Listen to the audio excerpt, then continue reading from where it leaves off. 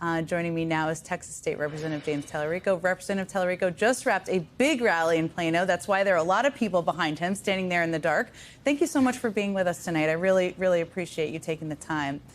Let me just start by asking you, I mean, one of the things that is so unique about you, there are other people like this a little bit, like Reverend Warnock and a few others, but faith is incredibly central. Your faith is incredibly central to who you are. You talk about it all the time. You're fearless about talking about it. Help us understand how it informs your approach to governing as you go to work every day as a Texas state lawmaker. Well, first of all, thank you so much for having me on and making this work. We just finished this organizing rally in Plano, Texas, which is a red part of the state. And we finished this rally with hundreds of people showing up to register to vote, to sign up to volunteer, and some of them are even going to run for office themselves. And so we're trying to do the work here on the ground, and I appreciate y'all making time even with us at this rally. But my granddad was a Baptist preacher in South Texas, to answer your question, and he taught me at a very early age that we follow a barefoot rabbi who gave two commandments: love God and love neighbor. And he told me that there is no love of God without love of neighbor. That means that every single person bears the image of the sacred. Every single person is holy. Every single person counts. And that's what this American democracy is founded on, that self-evident truth that all people are created equal. And so that's what motivates my work at the legislature. It's what motivated my work in the classroom, seeing the image of God in everyone. No matter how much money you make, no matter who you pray to, no matter who you love. And I think that is something we desperately need again in this country. And so I'm so thankful we as a party are having that conversation about how to reclaim faith and how to root our politics in something deeper than partisanship. I grew up Catholic, and I went to Catholic school, and got confirmed, and like so many people feel disconnected from faith. It is something you so naturally speak about.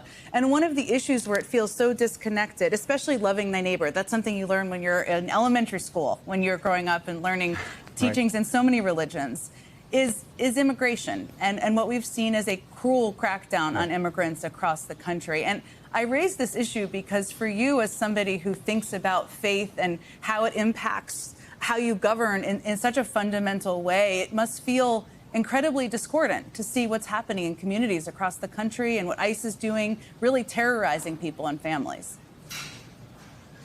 That's exactly right. One of the most common commandments in the Bible is to welcome the stranger, because we were once a stranger. All of us are immigrants, unless you're Native American. And so remembering that we are a nation of immigrants, remembering our immigrant stories is crucial if we're going to find our way out of this mess.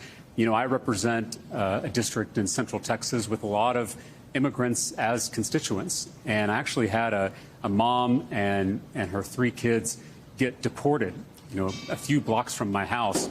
The kids were American citizens. The mom didn't have documentation, so she was shipped off to Mexico with those kids. That's happening all over the country. We've got masked officers in plain clothes kidnapping people off the street. I mean, this should alarm all of us, whether you're a Democrat or Republican or an independent. This is government overreach at its worst. And so we've got to remember that we are a nation of immigrants. Yes, we need border security. Yes, we're also a nation of laws. But until we remember that commandment to welcome the stranger, we're going to keep seeing these human rights abuses like I saw in my own neighborhood a few blocks from my own house. And I'm thankful that people across the state and across the country are starting to speak out against these abuses and standing up for their neighbors, even if they don't have documentation. That's the Texas I know. That's the America I know. We've got to get back to that in this upcoming election. One of the things we see, and immigration is an example of this, but there are certainly others, is this use of faith as sort of a weapon. You know, Christian nationalists do this. It's using it as a means of justifying what I would consider anti-Christian actions. How do you think about that, the rise of Christian nationalism and the justification, the use of it as a weapon by too many in the Republican Party? Well, this is nothing new. I mean, you open up any history book and you will see examples of people in power weaponizing religion to protect their own wealth and their own power. And that's exactly what we're seeing with Christian nationalism. It is the worship of power. whether it's social power, economic power, or political power, in the name of Christ. And I consider it a betrayal of Jesus of Nazareth, who told us often as Christians to be suspicious of power and to have a healthier relationship with that kind of governmental authority. And that's not what we're seeing with Christian nationalism. We're seeing people who are using faith and twisting faith to hurt other people, to dominate our neighbors instead of loving them as ourselves. Nothing could be further from the teachings of Jesus. And it is incumbent upon believers, upon Christians and people of other faith backgrounds to speak out against this perversion of faith and this subversion of our democracy. So let me ask you, there's so much happening in Texas right now. I think that's representative of a lot of things happening around the country. You've been in the legislature since 2018.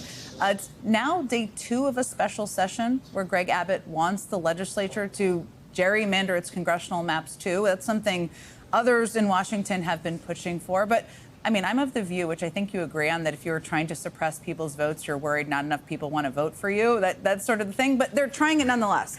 So I guess the question I have for you is, I mean, Democrats are in the minority. What can be done to fight back on this? And is there anything that can be done to prevent it from moving forward? Well, let's just be clear about what's happening. Donald Trump is attempting to rig the next election. He and his allies in Congress just passed the largest transfer of wealth in American history with their big, beautiful bill. They're literally kicking millions of people off their health care to fund tax cuts for billionaires. And they know it's unpopular, but they don't care because they have a plan. Donald Trump just called Governor Abbott and told him to redraw the political maps in Texas to gain 5 more Republican seats so they can protect their majority no matter what the election outcomes are. I mean, this is the rot at the core of our broken political system. Politicians choosing their voters instead of voters picking their politicians. In any other industry, this would be called a conflict of interest. And so Democrats here in Texas are going to do everything we can to stop this power grab, because if it happens here in Texas, they're going to do it in every red state across the country. They're going to rig the 2026 midterms. We're obviously in the minority here in Texas. We've been in the minority for about 30 years, so we've learned how to use every tool in our toolbox to fight for people and deliver for people. So we have the rules. We can use the rules to figure out how to slow things down and how to kill bad bills. We can use our platforms to organize people like we're doing out here in Plano. We can also deny quorum because they need all the Democrats to show up to be able to conduct business. We did that in 2021 to stop their voter suppression bill. And so these tactics are all things that we can use and employ to try to prevent this power grab from actually happening. And so I'm going to be talking to my colleagues here at the state capitol and figuring out what tools we can use to fight for people and protect this democracy. One of the other things I learned from your interview with Joe Rogan is that there are billionaires everywhere trying to control government, but there are 2 billionaires who are essentially bankrolling Republican candidates in Texas. Yes. And much of the extremist legislation coming out of the state. I mean, it struck me as a kind of a microcosm of what we're seeing everywhere, including in Washington. What worries you the most about the growing influence of money in politics? You're seeing it front and center in your own state. Yeah, I just told the folks that are here that the only minority destroying America is the billionaires.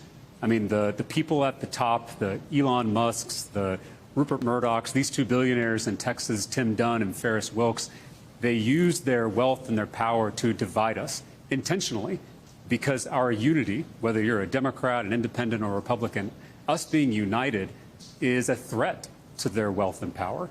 And so they use their social media algorithms, their cable news networks, in the case of Fox News, to tear us apart. And I think that people, no matter what your party is, are really sick of how politics feels. They're tired of how it divides families, how it ends friendships. I mean, you can be a part of this political conversation, and most people walk away just feeling awful.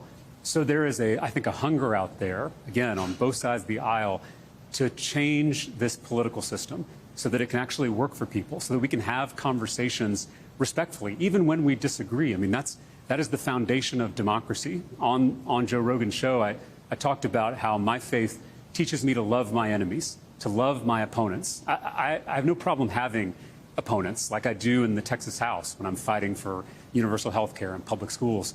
But I am still called to love those opponents, to see them as children of God, to see them as sacred and holy. I think that teaching to love our enemies, that is the key to saving democracy, not just here in America, but around the world. We have to be able to talk to each other again, because imagine who we could take on. Imagine what we could do with these wealthy special interests if we did it together.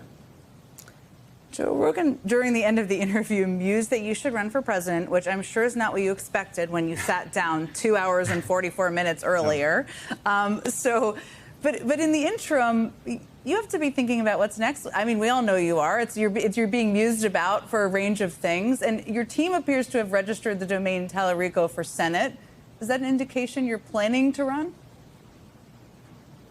Well, my entire focus is on the special session that we just talked about. You know, I was hired to do a job by my constituents, and I'm going to do that job before I start applying for other jobs.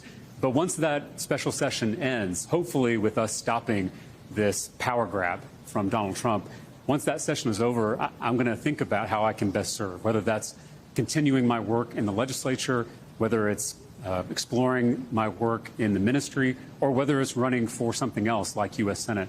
I'm going to look at all of those things and figure out how what I have to offer can best help my constituents and people across the state of Texas. I expect we will be hearing more from you. That is my prediction, having been around this for a while. Thank you so much for taking the time to join us. I really appreciate it. Enjoyed the conversation.